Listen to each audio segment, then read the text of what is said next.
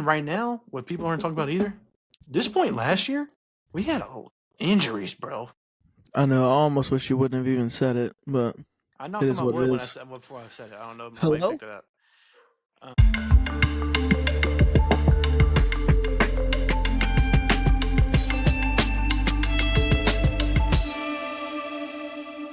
Welcome back, everybody, to whatever episode that we are on this week. I am finally back in the land of the internet after a couple of weeks of suffering and watching paint dry and using hotspots, but still suffering because of Tennessee Titans. Week 1, week 2 has come and gone. 2 L's. Recapping these past 2 weeks, pretty much the same thing. Will Levis lost us the first game. And punt, and don't forget, everybody kind of want to hate on Will Levis, but don't forget about the punt team. All right, 2 back-to-back punt blocks hasn't happened since 2012, by the way. But we do it. We set records in week 1 by allowing Caleb Williams to win a game where he's down 17-0 and has less than 150 yards. That's never happened. So great start for us, But yeah, I just think.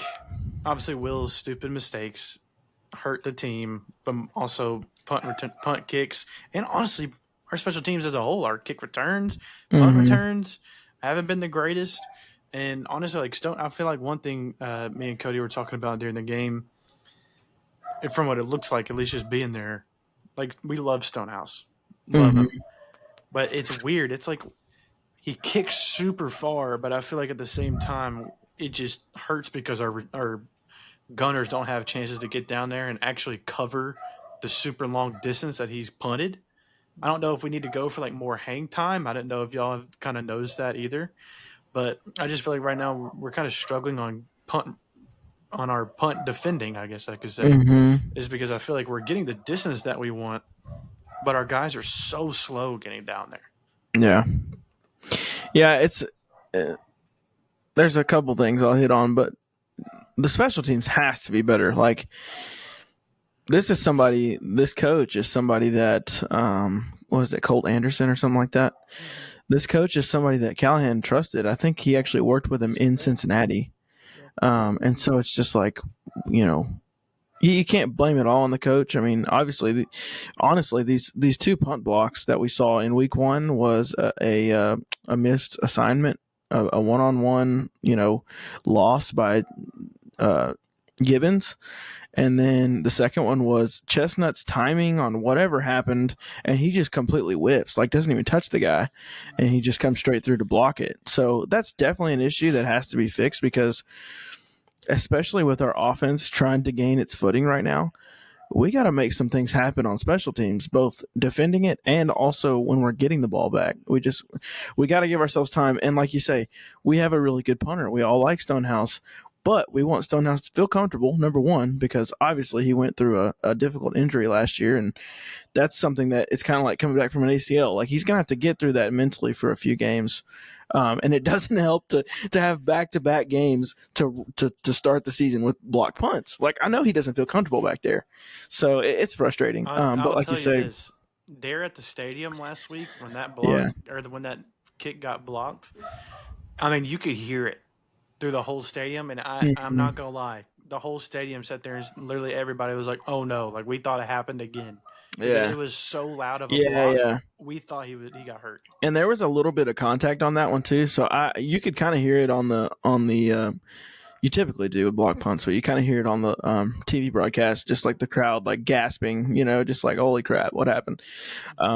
But yeah, I mean, obviously that's a glaring issue, and it's something that needs to be fixed. And we can hound on Will Levis a lot, and I think all three of us are, we've had a lot of back and forth conversation this week, but all three of us we're obviously still on the Levis train. We want to be for him. We know that he's got the potential. It's just we got to get him to this point. And what sucks for me is that look at this last game, week 2, and even some throws in week 1, but he's making some very, very NFL-ready, nice throws down the field. And that's what he's good at. But then we're up 7-0 with all the momentum in the world and statistically the number 1 defense in the NFL behind your back, and you throw it away to Thte behind the line of scrimmage on third down on like the 10-yard line. Like, you have points in your pocket. And so it's just one of those things where I was talking to somebody today and I was like, when you think about it, from what I remember, because I don't care to watch Kentucky football, but when I was watching a little bit of him back when he was in college, the only talent he really had around him was his junior year, and he had Wan'Dale Robinson. That was his best target, and they had a great connection. But their offensive line wasn't that good. You're playing in the SEC, which is obviously insane.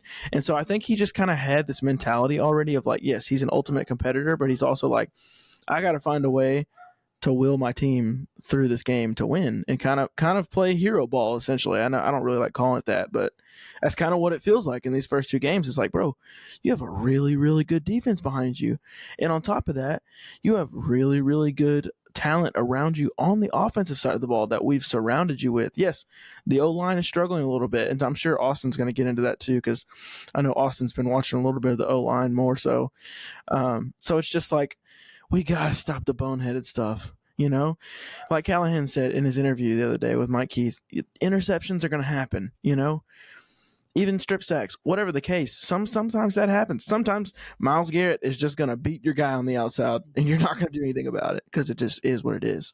So, but we just got to get rid of the boneheaded mistakes, and, you know, there's room for improvement, but we've also seen improvement. Just like, cut the boneheaded mistakes, keep going with the coaching. I think he's in a lot better place now than he was last year with the coaching. So we'll see. Austin, did you have anything to add? I know I mentioned the offensive line, but I'd like to get your take on that. First thing I'll say, we really bought into the Denard Wilson hype in this offseason, and it has paid out a ton. Absolutely. Obviously, he's a beast of a defensive coordinator, and, you know, obviously Callahan's going to try to keep him on that coaching staff as long as he can, because I do think he will get a chance at a head coaching job in the future. But we love him for now. We'll keep him. Offensive line has got to be better. J.C. Latham really struggled in the first game, which is expected. He's a rookie, left tackle. You're throwing him out there into the wilderness, basically. But he also struggles with the speed rusher, right? You know, he looked pretty good in the first half, blocking DeMarcus Walker and Montez Sweat. Bears made an adjustment, put a speed rusher and Darrell Taylor over there, and he kind of ate his lunch. Started giving up pressures, a sack or two back there. And in week 2, he looked great. I mean, J.C. Latham was probably the most improved player. He only had one pressure. One pressure all of week 2. He's definitely the most improved player from week 1 to week 2. But on the flip side of that, Thte Frary was probably the best offensive lineman we had in week 1. And then he went to the worst offensive lineman we had in week 2. So him and Latham just swap places, basically. Which was he dealing with Sweat mostly? In week 1. Sweat was kind of bouncing back and forth. Oh, yeah, Chicago. Yeah, he was. Week 2. Week 2 would have been lined up outside a little bit. Latham was kind of doing him really well. No homo, but he did really good. You know, I'm proud of Latham. Latham's done a great job. Special teams got to get better. It feels like we're always starting on like inside our own 20, and I don't know what it is. Like I feel like. And I don't want to be that guy, but Jaquan Jackson, you know, I felt like we saw a lot from him in the preseason, and I don't know if it's just the speed difference from the preseason to the. I think that's what it is. Now. Like, he just looks slower now, or if he's battling an injury. I don't necessarily think it's slower. I think you got to think about it. This preseason games, those were also 2s and 3s out there on your gunners and your positions. Now these are straight, you know, linebackers and corners that aren't getting to play, and they are 2s, but I mean they're running a lot faster than these guys that are at 3s. And he had that one return this past game where he caught it and it kind of like did a little zigzag, couldn't decide which way to go, and then ultimately went straight. And like, everybody at the game's just saying, "Go straight, just catch it and run forward." Yep. You know, like that's what Mason Kinsey did. But it's like I don't know, man. It's just I think the speed difference is huge. To go back on your point with offensive linemen, I think week 1. Callahan even said it in his presser after the game. They asked him, like, oh, do you think you just got out-talented there, or was that like a technique failure and stuff like that? And he said, oh, no, it was all technique. And I think you saw that in week 2 that they went and fixed all that kind of stuff. I mean, our left side to center only had, I think, 3 or 4 total pressures. Yep. 3 or 4 total pressures in week 2. Skoronski didn't have his best day. I mean, I feel like Skoronski is going to typically be better than he was this past week. So, We had You're 9 looking- pressures Quinn from Williams. MPF this Yeah. past week. 9 pressures. No, that's the thing. Yeah. Sometimes, like you said earlier, Kel, sometimes you're just blocking somebody that's just better, Mhm. right? Mhm. Somebody that's just an established player in the league. Like when you go up against Chris Jones and the Chiefs, you know he's Yeah. gonna have a field day. Like you can slow him down a little bit, but you're not gonna stop him. You're Yeah. not gonna stop Quinn Williams, right? Well, Which- and that's a great point too, because it's the same thing with us. It opens up things like Harold Landry already has 4 sacks. Me and Drew were just talking about this. He's got 4 sacks in 2 games. Now, yes, we can all acknowledge that Harold Landry's talented as an edge rusher, but he's doing that because Sweat and Simmons are taking up so many bodies that he's just free rushing on some of these sacks that he's getting. So, but that's happening with other teams too. Like when you have a guy like Quinnen Williams that we're game planning for, these other guys are getting sacks, and we're kind of like, how are you getting beat by this guy? It's not even Quinnen Williams because he's taking up those bodies. So, yeah, it's a big deal, and I think we will keep progressing, but it was unfortunate to see NPF kind of take a step back this week. Here's my one thing. Here's my one point that I'll say about the first 2 weeks. And I know we've talked about it a little bit, me, Drew, and Kale, in our group chat. You know, maybe Titans fans overreacted a little bit. Maybe I overreacted a little bit through the first 2 weeks. You know, Levis is learning a totally new offense. It's a complicated offense to learn, but not just him, man. On the defensive side of the ball, we are very talented, but we're also very we got some veterans out there, right? We don't have much young guys. We have Tavondre Sweat young is guys. mainly our younger. Sweat's the That and only- Jarvis. Jarvis has been playing quite a bit, which I like to see. Sweat's the only rookie that's like starting on defense. But Yeah. offensively, I mean, it might not be all rookies, but you got Latham, who's a rookie. Skronsky's in his second year. Cushenberry just got off a rookie contract. He's 24. Radens is his first year truly starting in the NFL. Nicholas Frere, whatever, however you say his name, basically his second year starting after a year of not playing all year last year. So he's really young on the offensive line. We got a really young quarterback. We got Ridley, which is great. D-Hop's injured and recovering. Traylon exists on the field, I guess. And then Pollard looks like, honestly, probably the most consistent player on the offense at this point. So Yeah. I wanted to bring this up real quick before we move on. I know this was a topic that we talked about early on during the offseason. That was going to be a concern for us because we didn't know how it was going to look. Obviously, we now get the addition of Ernest Jones, who, I mean, Rams, thank you, I guess. Yep. I mean, why in the world are you dropping this guy? hopefully we pay him after this season. Yes. Depending He's on how the season 24. goes. He started We hot. definitely need to. He Yeah. started hot. I hope he stays consistent. What are y'all's overall opinions on the linebacker position? Because for me right now, I told Kel pre-show, I've actually been very impressed with how Kenneth Murray has played. I mean, yes, he does have that one touchdown that Brees Hall snagged on him, but for the most part, it was a great throw. Aaron Rodgers said it wasn't even the greatest throw he could have made. I mean, dude, it was a great throw. He was there for the most part. He just got one-on-one with a running back, and the running back made the play. But for instance, I mean, through 2 games, he has a total of 14 tackles combined, at least. I mean, but 14 tackles. Ernest Jones just had 9 last game. So I just want to know, how do y'all think about that position group? Yeah, I agree. I'm in the same boat. I can definitely tell you, I'm glad it's not Gibbons out there with the first team, and the Rams gifted us Ernest Jones for practically nothing. Which, yes, like Austin said, I hope it turns into a longer term deal. The guy's a stud. He's a good leader already. He's vocal, and he's very good. Like he's actually like really good. So to have somebody, you really now have 2 guys like that in Kenneth Murray and Ernest Jones. That I think of that one play specifically I was just talking to Drew about where Jeff ate up a couple blocks and Murray and Ernest Jones fill their gaps perfectly. There is nothing, nowhere to go for the running back. It wasn't even close. And so you either have that or there was one where Ernest specifically, Jeff got in and Ernest blew the running back up like 3 yards behind the line of scrimmage. I'm like, holy crap, that was fun to see. So we haven't had linebackers like that in a minute. You know, shout out David Long because I hated that we let him go. And I'll tell you, that stadium was so loud on defense, bro. Yeah. So loud. Yeah. Like, I'm telling you, like, if our offense and really, I feel like special teams is a lot easier to fix, obviously, than the offense right now.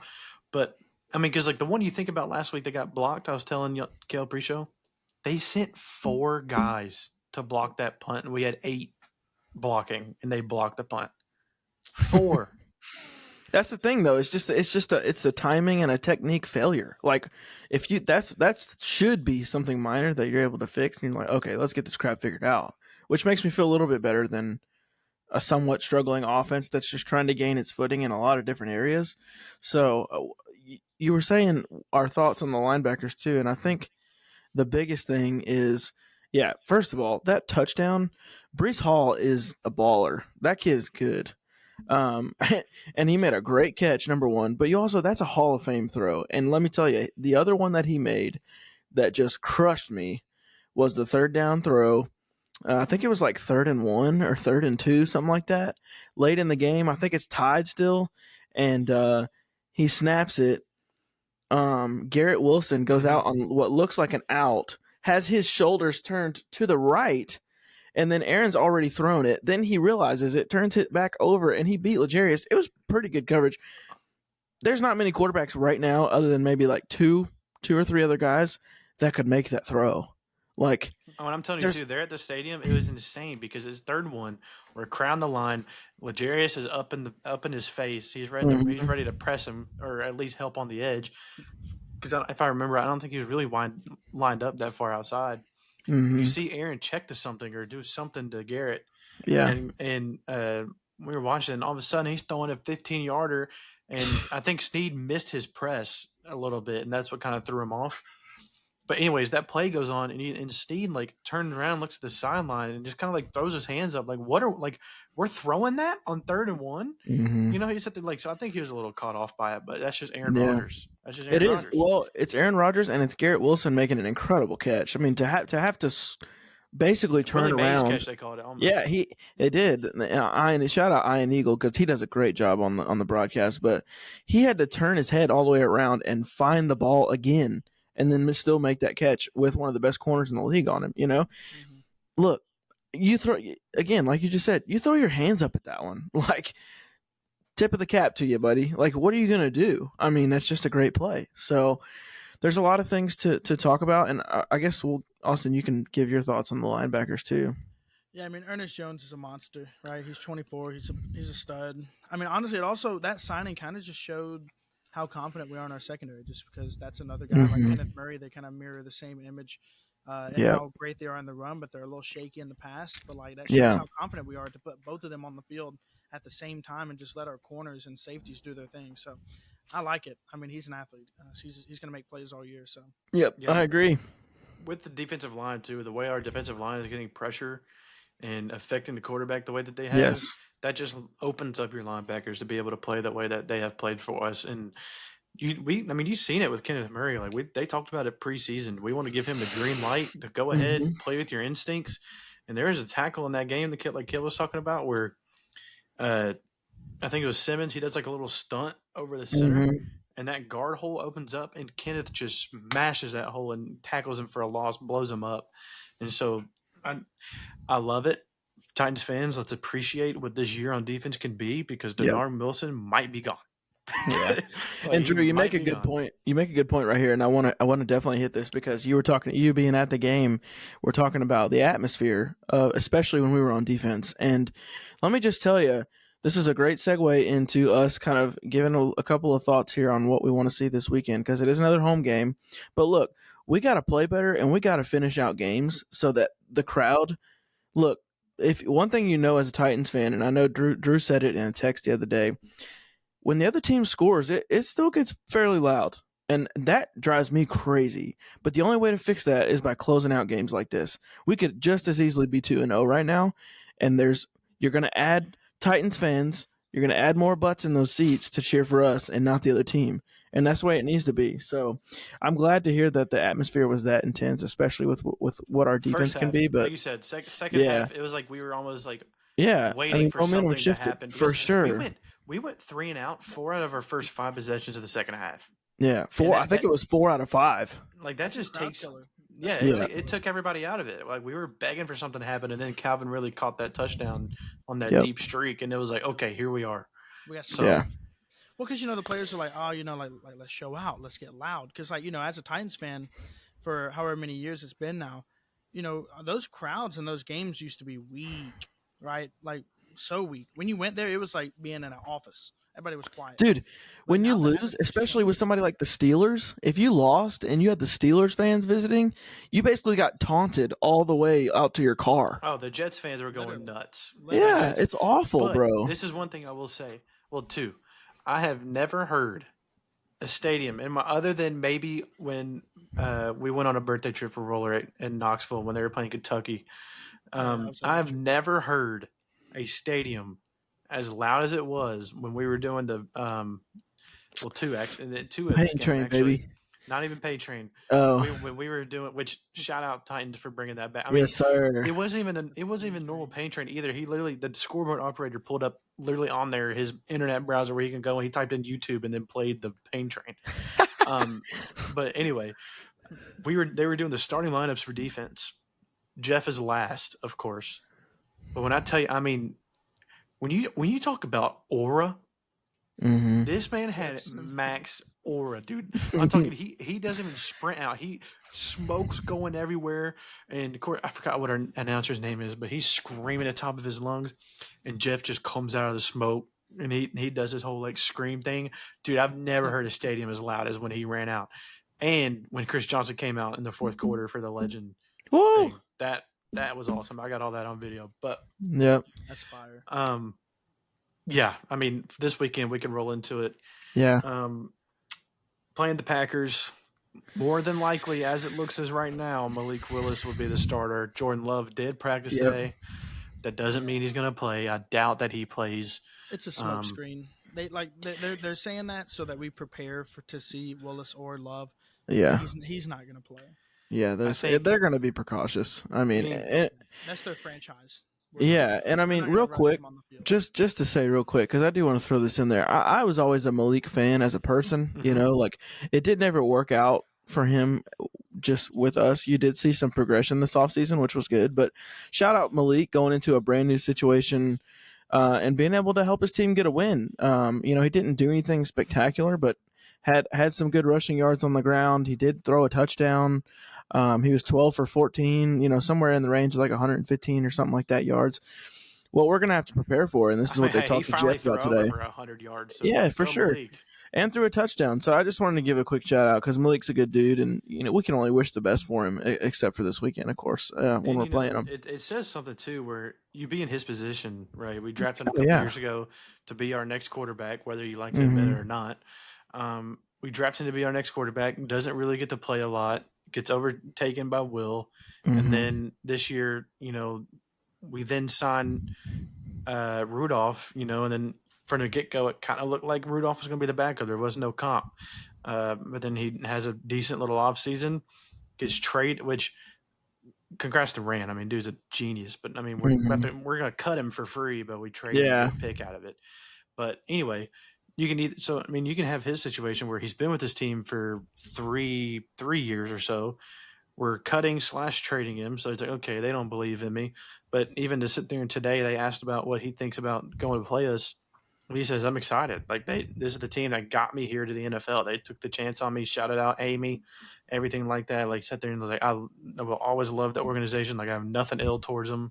Like that says a lot about a person when you're drafted like that and you don't get to play and this team in your eyes doesn't treat you as well as you thought you should have, to sit there and have the praise for him rather than like, no, screw these guys. Like I want to go beat them, which obviously he probably thinks that inside a little bit, obviously, like who wouldn't, but I just think that was cool.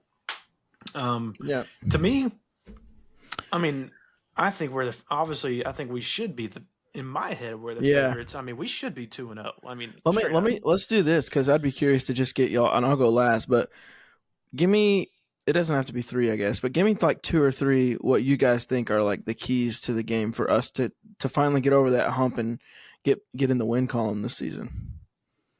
Turnover margin. Look, here's the thing. Malik Willis, I respect the guy. You know, I really hope everything pans out in his future just because he is a great guy and a great person. I mean, a lot of people put in his shoes, they probably shut down a little bit, right? Just because he kept getting walked over, stepped over. Fans in the stadium were booing him. Like, I mean, you know, guy was at an all-time low, right?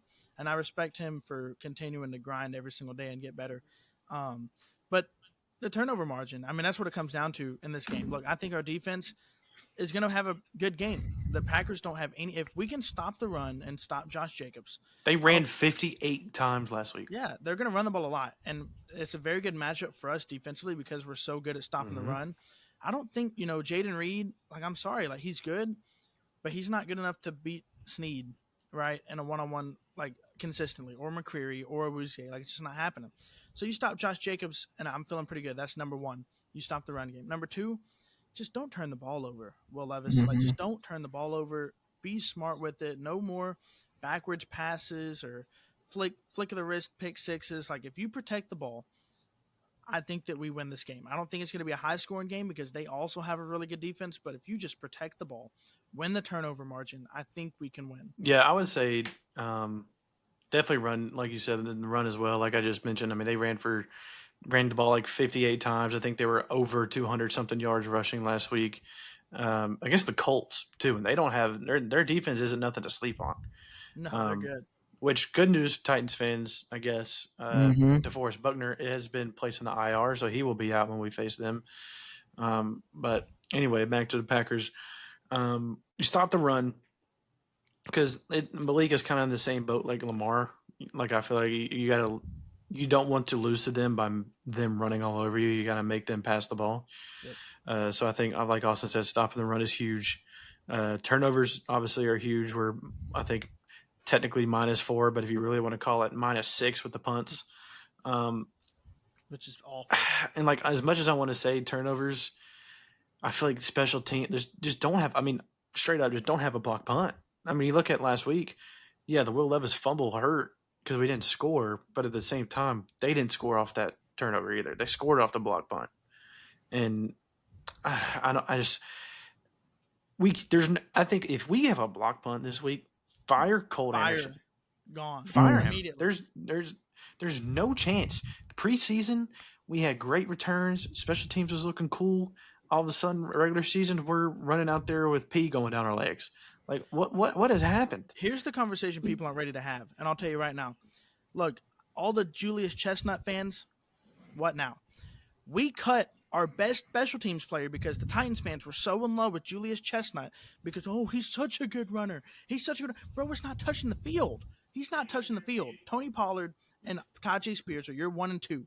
And realistically, Tony Pollard's getting all the carries, and Spears is coming in just every now and then to get split some carries every now and then. Chestnut is not touching the field. I don't care how good of a runner he is. Hassan Haskins was the best special teams player on our team, almost a Pro Bowler for the special team spot, and we cut him for somebody that's going to play special teams who was nowhere near as good. Why? Yep. That makes no sense. That's dumb. That's dumb. That is so dumb. And we are facing the consequences because we got Nick Westbrook-Akine's slow self running the gunner spot. Drew, you're wondering why nobody can get back there. It's because we got 4.9 speed over there on the right side trying to get down the field to stop them from returning the ball. I mean, it's obvious, right? We stacked up in spots we shouldn't have stacked up, and we got guys that aren't special teams guys trying to play special teams, and it's not working for us, and that's the problem. All right, but back to my point. I'm switching from that. I think we got to keep Tony Pollard going. Honestly, week 1 we went away from him. That last half of the game, offense slowed down. Last week, I feel like we kind of did the same thing. We kind of got in that situation. Obviously, we were down a touchdown. We need to move down the field. We're throwing a lot more, but the way that he has been able to solidify himself on this team and the way that he runs, he's had a great start to this. There's insiders saying like this is one of the best starts of the season he's ever had in his career. I think we just got to keep pounding it because the more our run game is working, the more it frees up for Will not to think about. Mm-hmm. Yeah, I agree. I think for me, like Austin said, turnover margin is definitely a thing. But I think more so, like Drew said, we can't turn the ball over. I think for me too, and you can't always necessarily control this because I know there's some weird things that happen, but we just need that first like actual defensive turnover. The only turnover I think we've gotten on the season from the other team was that kickoff that Velus Jones hit off his chest and then kicked it down the field to Chestnut. So it's like we got to find a way to make something happen on defense, whether Jeff gets a strip sack or Arden Key comes up with that when he jumped up and blocked that screen pass a couple weeks ago. You know, you would have loved for him to – that's a tough play, but you would have loved for him to maybe catch that, or something to just kind of get the turnover wheels rolling. Like, we know the opportunities are going to present themselves, so it's just a matter of being able to have that happen, and hopefully we win the turnover margin this weekend. I mean, Lord knows what would happen if we win the turnover margin. The fact that we should be 2-0 right now and our turnover margin is like -4 on the season is crazy. So, and it's the opportunity is there. Yeah, it will. And it's sometimes, this is what I've heard too, is just like sometimes it's like in basketball, you kind of just need to see that first one go in, and then it just kind of starts presenting itself more often, and you find yourself in those situations making plays. So we got too good of guys in positions not to absolutely, for sure. So and that for me is number one for this week. And number two, I think, is just it's going to be for Will Levis. And to me, Austin and me, I think all three of us went through and watched that Tic Tac video. And shout out Tic Tac Titans, because that was a really good breakdown of some of the things that Titans fans need to go look at, because our offense looks a lot different. And while Callahan's offense isn't necessarily like, let's throw it down the field in 30-yard chunks every play, it's meant to get chunks of yardage though. So like an example is on the play to Burks where it got intercepted because they kind of, that's a tough play, but he did have Calvin Ridley coming underneath on a deep cross, and he was probably 3 or 4 yards worth of separation open one-on-one with somebody. But I don't say that to say Will Levis made a terrible decision, because I think he wants us to be aggressive. But I also say that to say there was plenty of opportunities like that. And so once Will Levis starts seeing what this offense can do for him, and he starts taking that, dude, this offense, Calvin Ridley was open all day long. He had a 140-yard game. Like, I'm not even kidding.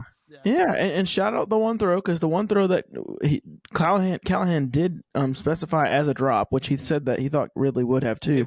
That was a dime, absolute dime, and it probably could have been a touchdown if he catches it on the run there. So, that's the other thing. Will Levis, and this is my point, Will Levis just play within the offense. This is what Callahan said: be 1 of 11. That's all you got to be. We got talent. The coaches here are there to support him. He's drawing up really good plays from what we've seen on the film. Just trust it and go with it. We're going to be able to move the ball. You don't have to put yourself in situations to have those boneheaded mistakes. Mm-hmm. I think we're 2-0 if we don't do that, Yes, shout out to our defense. They got a 3-and-out, and they punted the ball back to us after he fumbled last week. But that shifts momentum, and momentum is so huge in this league. This league is set up to be a one-score game every game in the league. That's how it's set up. So you got to make the 2 or 3 plays in the game that are going to affect the outcome of it. And I think that's what it boils down to. It boils down to the turnover margin, us creating turnovers, and then Will Levis playing within the offense and being more confident. We don't have to take a shot every play. They're going to come naturally. And I think he definitely has the talent to do that. He just has to get himself to that mindset, which I think he's been talking about a little bit this week with the media. So that's kind of how I feel about it. I'm very glad you said that. Not every shot has to be like a deep ball, right? Mm-hmm. So I feel like that's what he's doing a little bit. But there is one thing that I know is happening, and that is he's watching film. He is one of the most dedicated players. He wants to win so bad, and that's what I think Titans fans all love about him is his desire and his passion to just win games, right? Like, it don't matter how you win as long as you win. He can go out there and throw for 200 yards and 2 interceptions, but if he finds a way to win us that football game, that's a win. And if you don't think he has that, go back and watch the last 4 minutes of that Miami Dolphins game last year. Yes, bro wants to win so bad. And look, here's the thing. He's in a new offense, right? These deep shots that he's throwing, it's because he's not comfortable yet, right? He's got to learn. He's got to watch film. Like, he's only had, going into last week, only 1 game of true film in this new offense to look at and to judge himself and to be like, okay, so this is what I need to do in this situation. Like, the more weeks we get into it, the more comfortable he's going to get. The more opportunities he's going to get up there to the line and say, okay, this happened last week. I know what I need to do in this situation again this week. So, like, it's a learning process for him. It's a patience process for Tennessee Titans fans, because it's a really complicated offense to run. And not every quarterback in the NFL can run this style of offense. So it's, you just got to be patient. Let him do his thing. Let Callahan coach him. And, yeah, he'll get comfortable. He'll get comfortable. Just take some time. Mm-hmm. I'll bring this up right before we move on. This is one thing that I don't think broadcast really shows a lot. Obviously, it got shown what Callahan, said during that moment, which rightfully so. I mean, I think will benefit greatly from the coaching style that Callahan is going with compared to his previous coach in Vrabel, that would have just rolled his eyes and not said a word. Mm-hmm. But anyway, one thing I was going to say that I don't think the broadcast really shows that well is after that play happened, Callahan screams at him. He sits down at the bench right where QB coach comes over to get the tablets out, right? D Hop, Calvin Ridley, Jeffrey Simmons, Tyler Boyd, Chig, Josh Wiley. I can name every single player because I watched it specifically. I was looking right at him. I didn't even watch the game. I was like, I want to see what happens right now. Every single one of them came up, dapped Will Levis up, looked there, pointed at the crowd and everything because everybody went crazy. Mm-hmm. Sat there and you can basically understand what they're saying. Like, F this, like, we're here with you. We're behind you. Like, next play up. And Callahan even said, they asked him, like, what'd you say after he yelled at him? He basically sat there, looked at him, said, hey, like, dumb mistake, but I love you. We're going to go out there and we're going to have a good next drive, like next play mentality. Yep. And I think that's huge, right? I mean, like you said, Kel, I think we're just kind of stuck in the making big play mentality because that's what he had to do last year. And he doesn't have to do that this year. Yeah. But I think as NFL fans in general too, I think a big problem we have is we've been watching Mahomes and Josh Allen and Joe Burrow for the last few years, and we feel like we suck if our quarterback's not making plays like that. That is not the case. And half the time they're making those plays because most of the time they're playing within their offense and just taking with what the defense gives them. And then we see the big plays later come from that. So, that's just one thing to definitely keep in mind. I've been saying this all week. You look at it two ways. You go look at it, A, with the way that we lost. Would you feel worse if you have two reasons? Would you feel worse if you have one, you lost the game because you beat yourself with mistakes and everything that you made during the game, or two, you lost because you're like the Panthers and you're just getting blown out. You're outmatched. Yeah, and we're not outmatched. We're not outmatched. I don't think we're outmatched against really anybody, to be honest with you, because of the way our defense is. We square up with everybody in the league. That's what I'm saying. Offensive line, the only thing that concerns me, specifically the right side of the offensive line, is the only thing that necessarily concerns me as like a spot that is a weakness in comparison to some of the teams we're going to play. Other than that, like, I'm feeling pretty confident about every other position group. So, it's like I told Kel pre-show too. Very, very important. You're not going to think about it, but very, very important that all of our O-line stayed healthy that game and got those many reps together.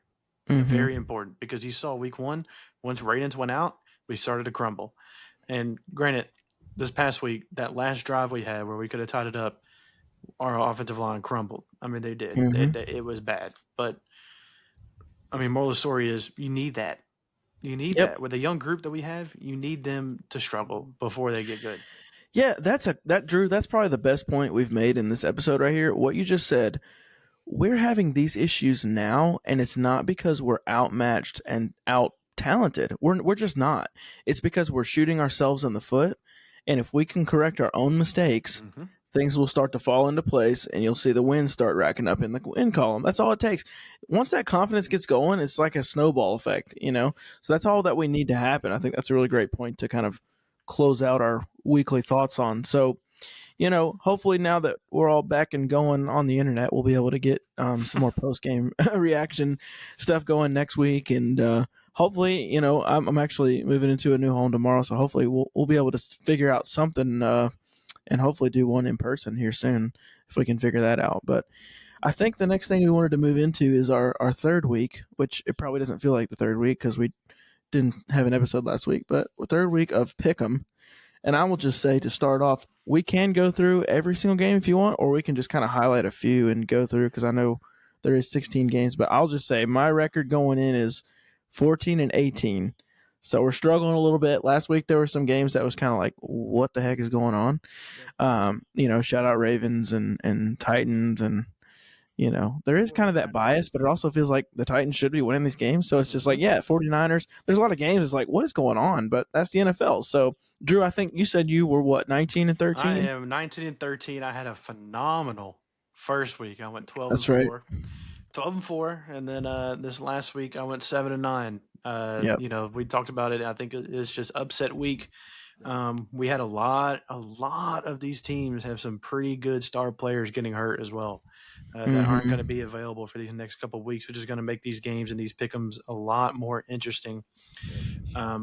Roller, what was your record? I forgot what you said. I'm 16-16 right now. I'm right at 500. I went 9-7 in week 1, and then week 2, like everyone said, it was just a very, very upset type week. I mean, who expected the Lions to lose, the 49ers, the Ravens?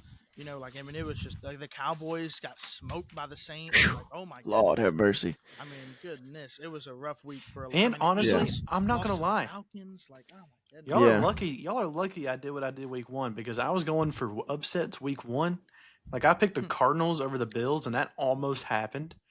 Let's see. What else did I pick? I had the Panthers winning against the Saints, which after last week, the way the Saints played, you would think I'm crazy, which I was. So like I should have been. They're playing like the best team right now. Yeah, I should have been 13-3 right there.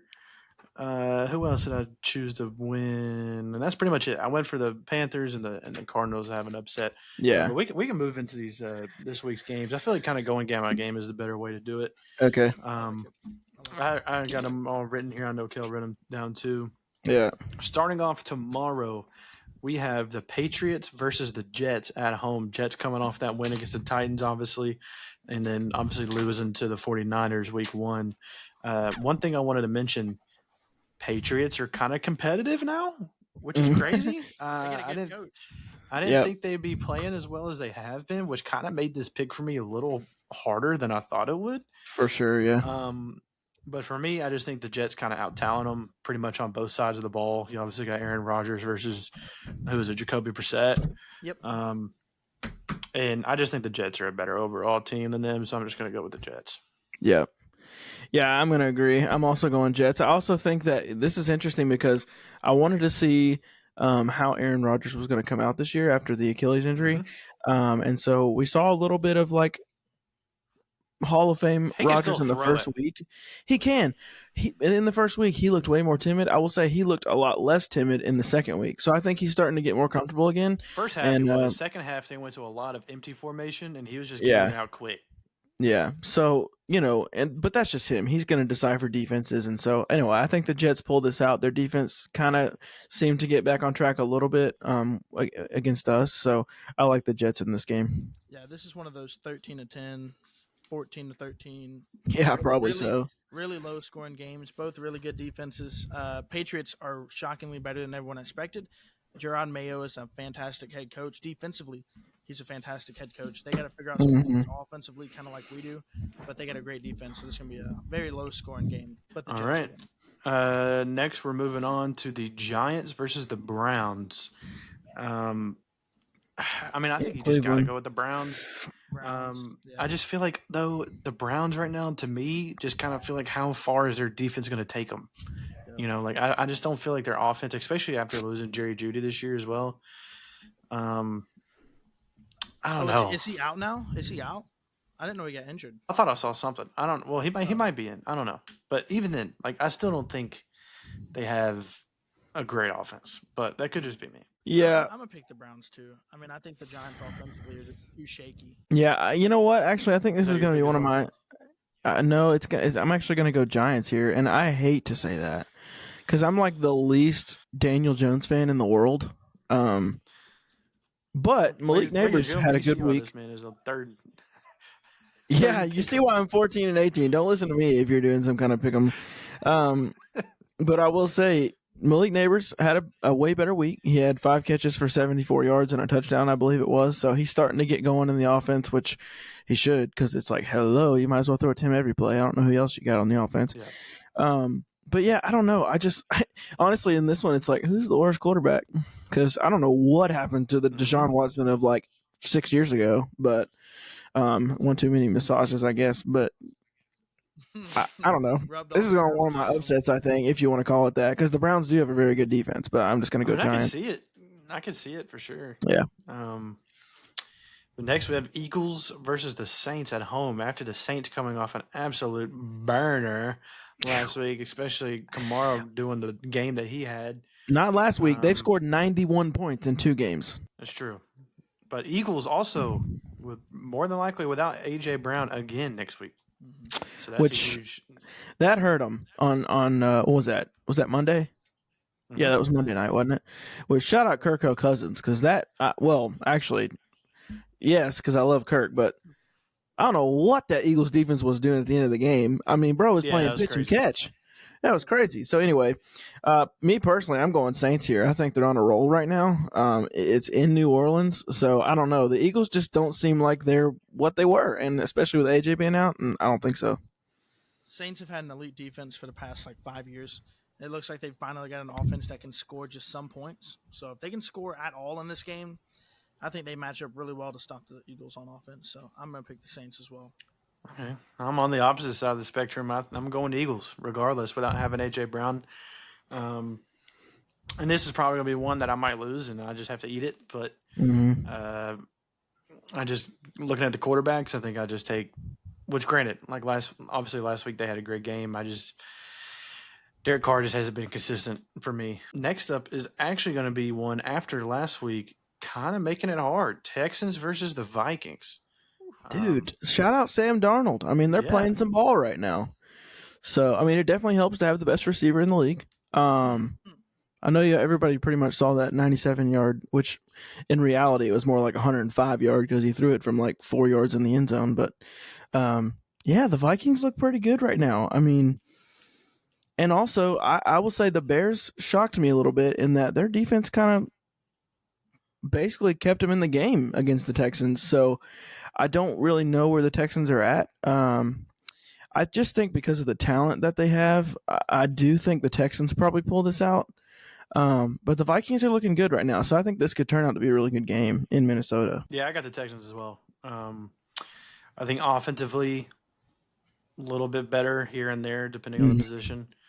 And they're just deeper, too, at receiver. And defensively, other than a couple players in the Vikings, I think Texans overall have a better defense. So I'm gonna go with the Texans. I think I'm gonna go with the opposite here. I think this is one of those games. It's in Minnesota. Justin Jefferson's looking like he's Justin Jefferson again. Sam Darnold actually looks pretty decent on the field. These first couple weeks have been very low scoring. It's kind of one of those things where when are the offense going to start clicking? And I don't think that the offense is going to start clicking this week just yet. I give it another week or two. So I'm actually going to pick the Vikings to win this game. I mean, hey, if you're in any, obviously we're Tennessee Titans fans here, but if you're any AFC South team, you'd love that, right? Oh, absolutely. Texans are sitting there 2-0, and everybody else is 0-2. Look, I'm picking the Texans based on matchups and things like that, but I'm cheering for the Vikings this weekend. I'll tell you that much. Yeah.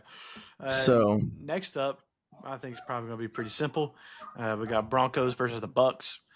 I'm going Bucks, just simple enough. I didn't got to explain it. I'm going Bucks.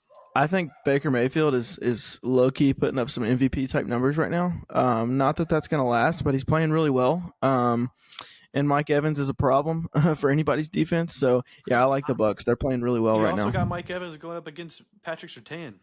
Yeah, that's a solid matchup, too. So that's going to hurt me for fantasy. People don't throw at Surtain. Yeah. No, they don't. No, they do not. Next up, big one that we've just talked about this whole episode: Packers versus the Titans. Titans at home again. I think this is finally where the Titans get it rolling, and we're gonna go. I've gone Titans every game, and we should have won every game. So I'm going Titans again. That's a fair point. I've been kind of on a weird side of the fence here because I'm like, Jesus, do I just need to stop picking the Titans because we're losing? I don't want to be superstitious, but it's like, what do I got to do? Help me out here. But yeah, I agree. I think I'm going Titans. I think we right the ship this week. I think, especially if it's Malik, shaking his head over there. I think we're going to not surprise Malik, but I think we'll get some pressure on him. You got to contain him in the pocket, like you said earlier. He can be like Lamar. We all know in Nashville what his legs can do. He's very fast. So when you do kind of contain him in that pocket, you better be making him throw it, or you better keep him contained because dude can run when he's out in space. So, but I do like us to get on track here this week. If our run defense was not, sorry, I was lagging a little bit. No, that was Kale lagging, but we're good. Yeah, it was definitely me. I don't know why, but. Yeah, I couldn't tell when you were done talking or not. But anyway, for me, if our run defense wasn't as good as it was, and I think this is going to be a very run-heavy game for both teams, I would pick the Packers. But Jordan Love this is with Jordan Love not playing. If Jordan Love is playing somehow, some way, magically, I'm picking the Packers. But if he is not playing, I think the Titans win. This is going as of now. Yeah, this is as of now. Jordan Love is not playing. But let me just ask you on that just real quick. What's your reasoning behind that? Because statistically speaking, we have the best defense in the NFL. So what is it about Jordan Love that makes you think? I mean, Jordan Love doesn't affect our offense. I honestly think our offense is what's going to dictate this game. So the reason that I say that is because, despite what people think, right? Jordan Love got paid for a reason, right? He's a baller. He's a playmaker. But there's a different aspect to his game than Malik Willis, and that is the ability to throw the ball downfield, right? Mm-hmm. And that's the ability to stand in the pocket and make throws. I think they're going to run the ball a lot. It's going to be a lot of Josh Jacobs. It's going to be a lot of Malik Willis trying to get out the pocket and scramble. And I just don't think their receivers are going to get that great a separation from Malik Willis and him not being the most accurate quarterback. But, if Jordan Love was playing, he hits those passes, right? He hits the tight windows. He's a great player. I think that he's too dynamic in a sense that I think that he would pull a win for them. I can see that in that circumstances. But with Malik Willis back there, I don't think he's going to be able to do it. Gotcha. Now we got Bears versus the Colts. Colts at home. I gotta go. This Colts is a tough here. one. I gotta go Colts here. I think the Bears' offense has just been abysmal so far. Yeah. And hopefully, I think the Bears are kind of in the same boat that the Titans are, where they got a young quarterback, not really figuring things out early. I feel like that is an offense, though. When Caleb does figure it out and he does start clicking, it's going to be a scary offense, especially what he can do on the run and the way he throws. But so far, going off what I've seen this season, I'm going to go the Colts. Now, not having DeForest Buckner does hurt for the run game. And DeAndre Swift, I mean, I have him on my team. He ain't done nothing all year either. So, I'm going to go to Colts. Yeah, similar to the Titans, I think they're actually going to get the Bears might actually get back on track a little bit this week. I think we could see Caleb maybe get into a little bit of a rhythm, which I'd personally like to see that. I mean, just as an NFL fan, I'd like to see what he can do once he does feel a little bit more comfortable. But I could see the Bears winning this, and as a fan too of the Titans, I'm definitely pulling for the Bears anyway. So, but yeah, I think I like the Bears with this week. I think I'm honestly going to go with the Bears as well. I think that I think their defense has been keeping them in games. I think they have a really good defense. Mm-hmm. I think that the Colts, I don't think they're going to be able to run the ball with Jonathan Taylor. I think Anthony Richardson is going to be, he's going to be what he has been all season, and that's a little inconsistent, right? Because he's still young as well. I don't necessarily think that Caleb Williams gets on track this game. I think they got a lot of issues with their offensive line. Mm-hmm. In fact, he's the second highest pressured quarterback in the league behind Levis, so things are not looking too good up there. But I am going to take the Bears. I think the Bears have a better defense, and I think that if they can stay in a game and take it down to the wire against the Texans, I think they can do the same with the Colts as well, except I think they can pull it out. Mm-hmm. Next, we have the Chargers versus the Steelers, with the Steelers being at home. For me, I'm going to go Chargers. I think I was looking at it earlier. Let me see. The Steelers are coming off a win, but they did only beat the Broncos 13-6. Yep. So that obviously is not a great look. And hate to see him on the team, but Joe Alt's been playing like Joe Alt. He's been pretty good for the start of the season for them. And let's talk J.K. Dobbins. You would never believe bro just tore his Achilles last year. Well, he's front flipping in the end zone. So I think in Herbert, I feel like Herbert's just kind of been in a situation where it's a decent quarterback with a bad coach, and now he's got a good coach. So I'm gonna go Chargers. Yep, I agree. It's really not too much that goes into this. I don't know that the Steelers are necessarily. I don't think they really outman the Chargers in any way. And I think Justin Fields, while he has shown that he's talented, it isn't consistent enough. And I think Herbert pushes the ball down the field a lot better than he does. I think the Steelers are just too bad offensively to pick them. Defensively, they're great. I'm going Chargers as well. All right, and then next we have the Dolphins against the Seahawks. This one, after what happened last week, this is becoming very interesting. You have no Tua. Tua gets placed in the IR with another concussion. I believe that's his 5th in the last 3 years. So that's very alarming. Hopefully he can make the right decision for whatever he wants to do forward. I know he was seeing a neurologist later this week to see what he can do. Then I'm pretty sure, let me look at it right here. I'm pretty sure I saw it today. They went and they have signed Tyler Huntley, the former backup quarterback for Lamar Jackson with the Ravens. Who did scrape in a Pro Bowl. Who went to Pro Bowl, but just because of injuries. Like, come on. That's what I hate. I hate, they signed Pro Bowler Tyler Huntley. It's a Pro Bowler, yeah. Like, dude, are we trolling? But I'm going Seahawks just because you don't have Tua. I don't think the offense is going to be the same, obviously. I don't think the Seahawks have honestly looked that bad. I mean, DK's looked pretty good. He had that big catch last week. So, yeah, I'm going to go Seahawks. Yep, I agree. Not much to it for me. I think the Seahawks kind of have a revamped culture with Mike McDonald coming over from the Ravens. And they seem they have been playing pretty well. And Geno can definitely make plays. So, he's hit or miss depending on the day. But, yeah, I think the Seahawks pulled this out, especially with Tua being out. Seahawks at home. Give me the Seahawks. Mm-hmm. And Seattle's one of the hardest places to play in the NFL. That's just been a thing for a long time. Yep. So next, we're moving on to the Panthers versus the Raiders. Raiders at home, and Bryce Young being benched. Andy Dalton up into the quarterback position. That's really the storyline of this one. And I just changed it right as you were talking. Give me the Panthers. Give them to me. Give me the Panthers. It's going to be a different offense. I mean, Andy Dalton, legend. I think he's going to come out and he's going to put on a show. Give me. Yep. I am perfectly okay losing this one because I want the Panthers to win a game. Yeah, because I think this is when they can win with the Raiders.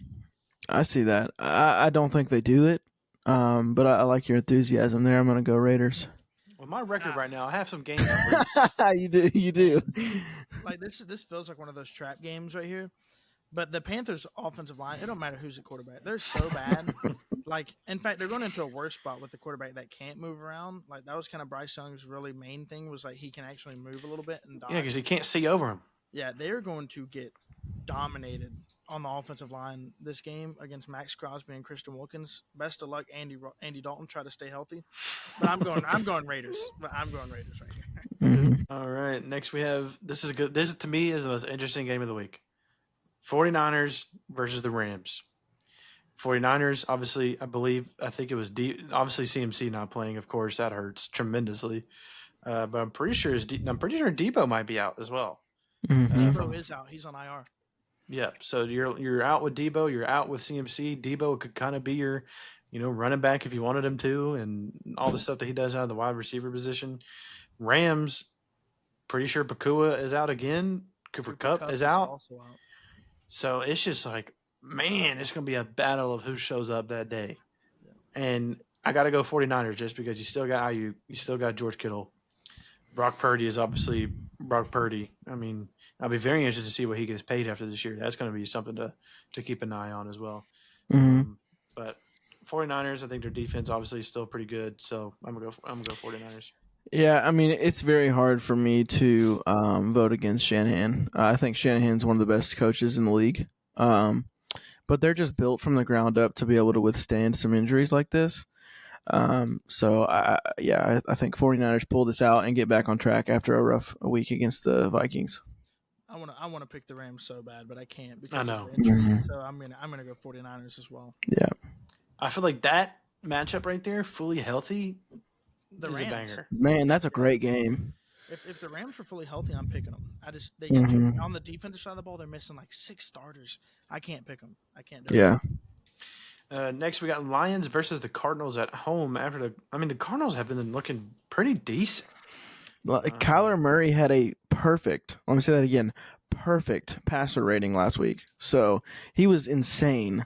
Some of the throws he was making, just the plays, like, they look good. Shout out Marvin Harrison, too. He kind of had his, welcome to the NFL, dude went crazy. So do we know if the Lions have any injuries right now? I don't think they do, to my knowledge. I don't think so. Brown got hurt in the game, but he is playing. Yeah, I haven't seen him. I'm playing safe. I'm going Lions. Oh man, this is probably the hardest one for me this week. Well, there's a harder one coming soon. Yeah. Oh yeah, I know. Next up, and actually. for completely different reasons. I think these are two teams that are kind of up and coming. If the Cardinals can stay healthy and Kyler can continue to grow on this year, that was not pun intended, but it is kind of funny. Well, I'm he going to take has Cardinals. Cardinals fans. You have a month, pretty much about a month left of Kyler Murray playing well because you know how it goes. The pattern. Every time Call of Duty comes out, he starts going down the gutter, and that comes out next month. So, Those double XP weekends Which, get too but let me crazy. just say this real quick too. Shout out to all the people on Twitter that do the memes of this duo is going to be lethal, and it's like a normal player with Kyler's head just at the bottom of the screen. Like those get me every time. I love it. Hey, but he's a stud. He's small, but he's a stud when he's healthy. He's good. Man, this is hard, man, because look, I am one of the biggest Lions fans as a second team ever. I love Dan Campbell. other than Jared Goff, But you don't like Jared Goff. I love everybody but Jared Goff on that team. Hater, bro. And I'm gonna be honest. If this was in Detroit, this is a no-brainer. I think because this game is in Arizona. I'm going Cardinals, man. Okay. I'm gonna go. No, I can't do it. I can't go against the Lions. I'm going Lions. I can't go against Jahmyr Gibbs. I can't go against Laporta. Jared Goff exists, and I just think the Lions win. I think they Dan Campbell gets back on track. Jared Goff. Dan Campbell gets back on track, and Laporta actually, steps on the field this week. If Jared Goff even decides to look his way, Yep. Drew, save the big one for last. Sunday Night Football. Oh, Chiefs versus the Falcons. Falcons at home. Falcons just came off an upset victory against the Eagles. Chiefs are looking like the Chiefs. I think you can't ever go against Mahomes, so give me the Chiefs. You sure you can? Because I'm going against Mahomes this week. I'm taking Kirk Chains, baby. Two upsets in a row. Screw the Chiefs, baby. I'm taking Kirk. Look, there's two things I got to say. There's two things that always happen, and there's two things that always show up. You ready? Bundle home and auto. No, I'm just kidding. Yes. No, that's not what I was going to say. There's two things that are a given, right? And here's the two things. One, Jared Goff doesn't show up every week. And two, Mahomes on prime time and big time games does not lose. He does not lose. I'm taking the Chiefs. I think the other point with that is, let's just say this, because it is the most obvious thing in the NFL right now, and nobody can combat it. He's the best player in the league, and it's not even close. It's not close. So I don't think anyone's going to argue with you on that one. He is. Brother, I think it's safe to say he's probably the best player in the decade. Yeah, in the past decade. Honestly, he's getting there. Anyway. So moving on, this week is actually very interesting. We have two Monday Night Football games on Monday. Starting with the Jags versus the Bills, with the Bills being at home.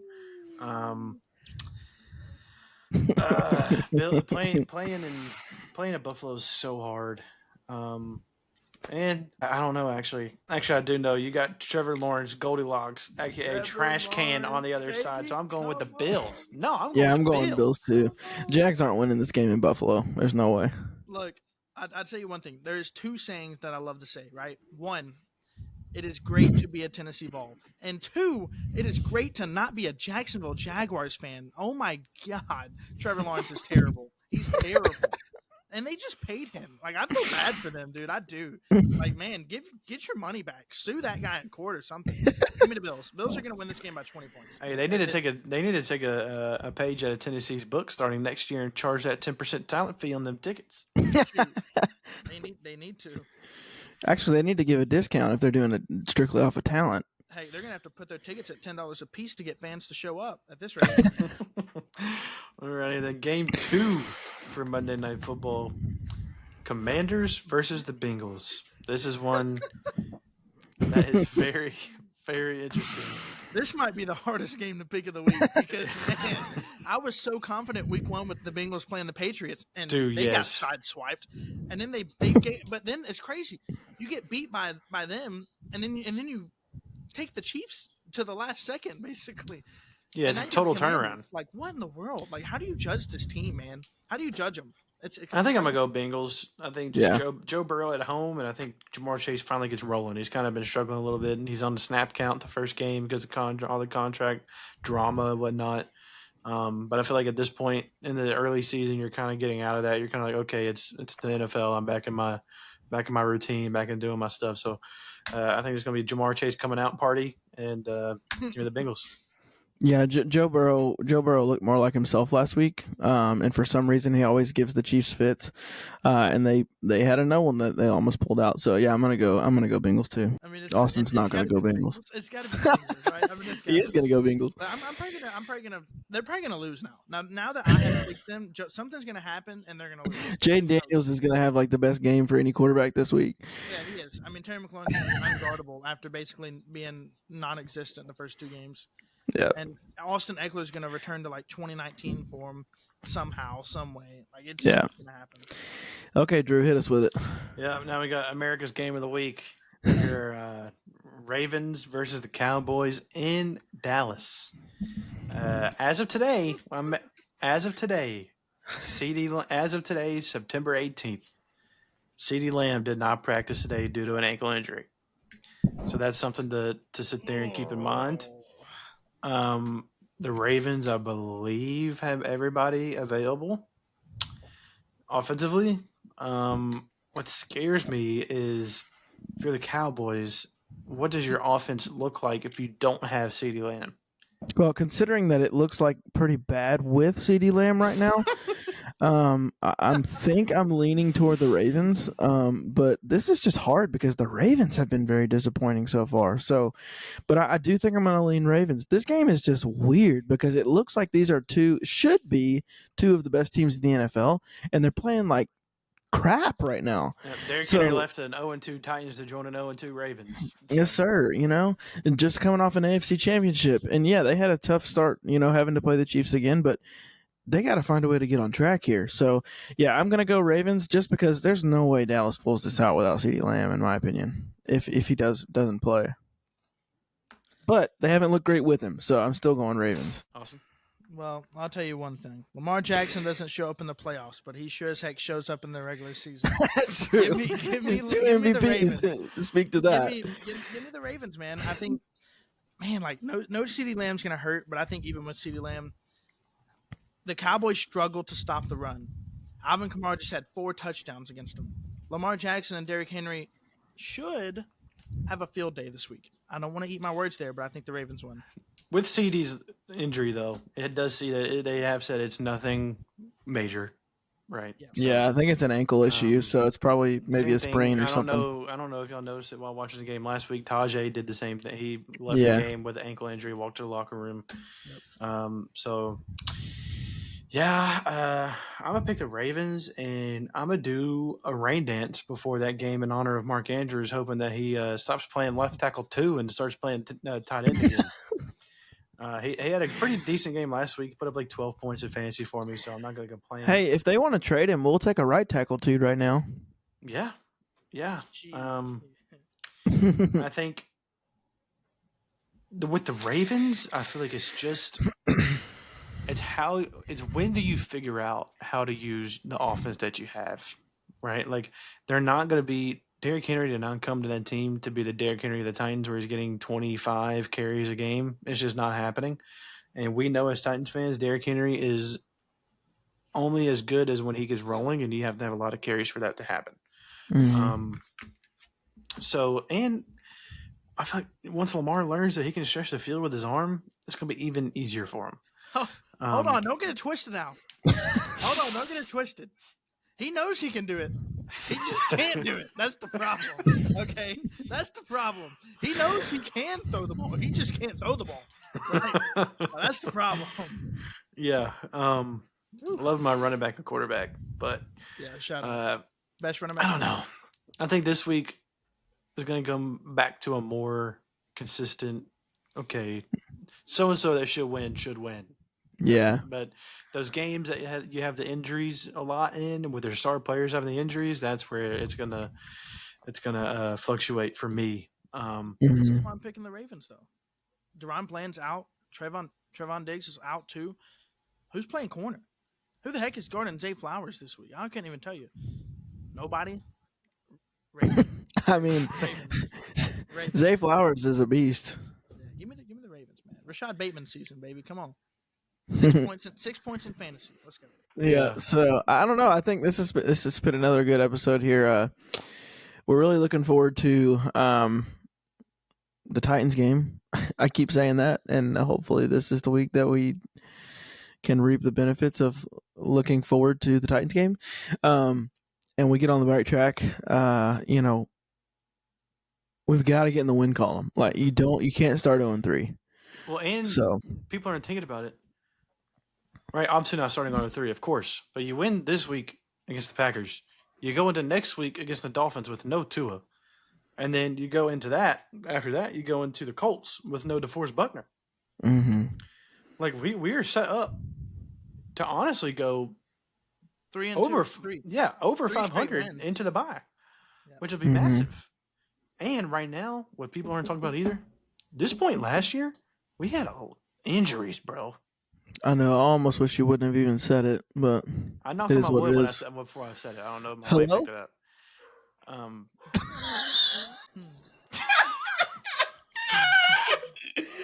Pause. That's a major pause, yeah. Anyway. Oh man. That's how you end the podcast right there. Yeah, that's a good one. But yeah, like y'all said, hope you're enjoying our news segments with the pick'ems and everything. We're having a lot of fun with it, keeping up with it, especially during the game. We have our own group chat. We text in and update each other with it. Argue, yeah, it's all good. Yeah. Now that I'm in the back of land of the internet, we can get these two a weeks out. No Dolphins, but. But yeah, what Drew said. I mean, just we know there isn't many, and we hope to keep growing. But we really do this just because we like hanging out. We like talking football, and we're just giving a fan perspective. I mean, obviously, you look at our records on these pick'ems. We're clearly not seasoned analysts. We just love watching football and talk about it. So if you do have anything you want us to talk about, let us know. Like, subscribe, leave comments, leave a Titan note down below. Even if you're not a Titans fan, leave something down below that we can disagree with, and we'll be happy to go back and forth and argue with you. So, we just appreciate everybody that is listening and tuning in, and we hope to keep putting these out, like Drew said, more consistently throughout the season. So tighten up. That's all I got to say.